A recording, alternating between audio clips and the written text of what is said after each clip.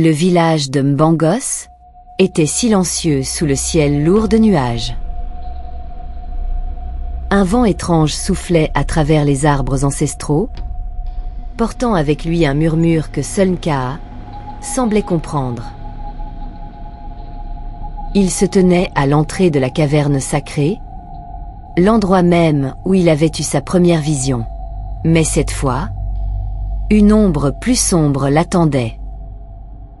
Les anciens du village, des marabouts et d'autres sages, avaient entendu parler de ces découvertes et s'étaient réunis pour un conseil secret. Parmi eux se trouvait le redouté chef spirituel, Zakura, qui croyait fermement que le savoir moderne était une malédiction et qu'il fallait protéger l'âme du village à tout prix. Nkaa, d'habitude si intrépide, sentit la chaleur du danger au fond de ses entrailles. Le chemin qu'il empruntait semblait l'éloigner de plus en plus des traditions ancestrales, et les anciens ne pouvaient le tolérer. Zakura se leva avec une autorité imposante et, d'une voix grave, il déclara: Le savoir que tu poursuis, Nkaa, n'est pas celui de nos ancêtres. Il est empoisonné par les forces extérieures, des forces que l'on ne contrôle pas. Tu cherches à ouvrir des portes qui devraient rester fermées, des portes qui nous éloignent de notre essence. Ces mots résonnèrent, comme une menace prête à tout écraser sur son passage.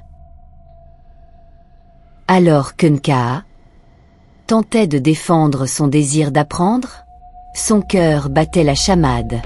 Il savait que les marabouts étaient les gardiens des secrets, mais aujourd'hui, ils étaient devenus des gardiens de l'obscurité, de la peur et de la tradition figée.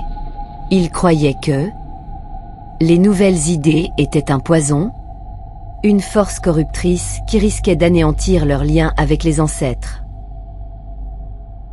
Mais Nkaa, toujours aussi convaincu que son savoir pouvait être un pont entre deux mondes, chercha à les raisonner.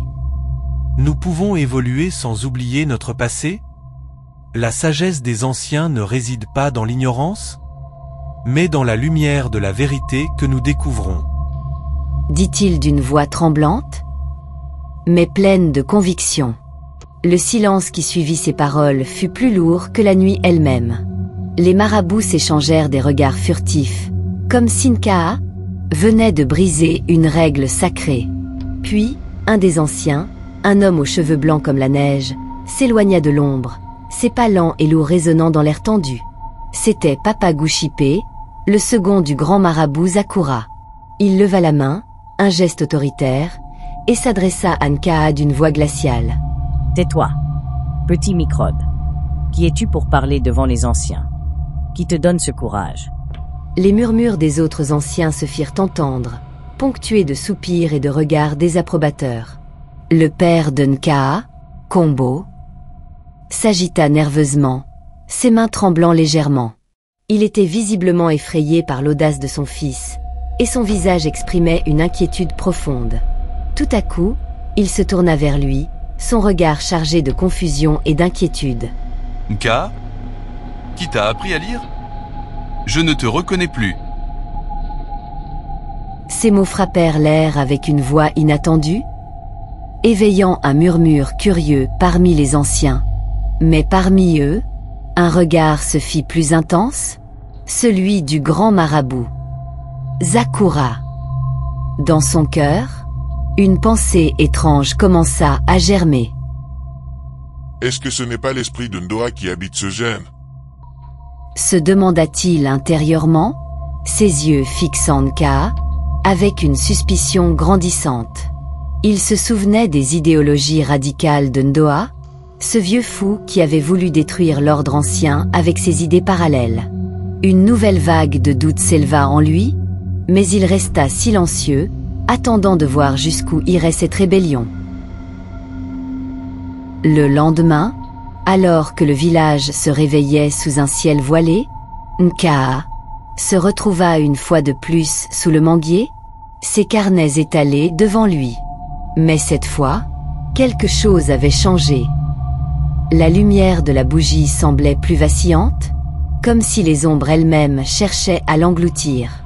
Il ressentait une présence malveillante, une force invisible qui pesait sur ses épaules. Les anciens avaient raison de le craindre.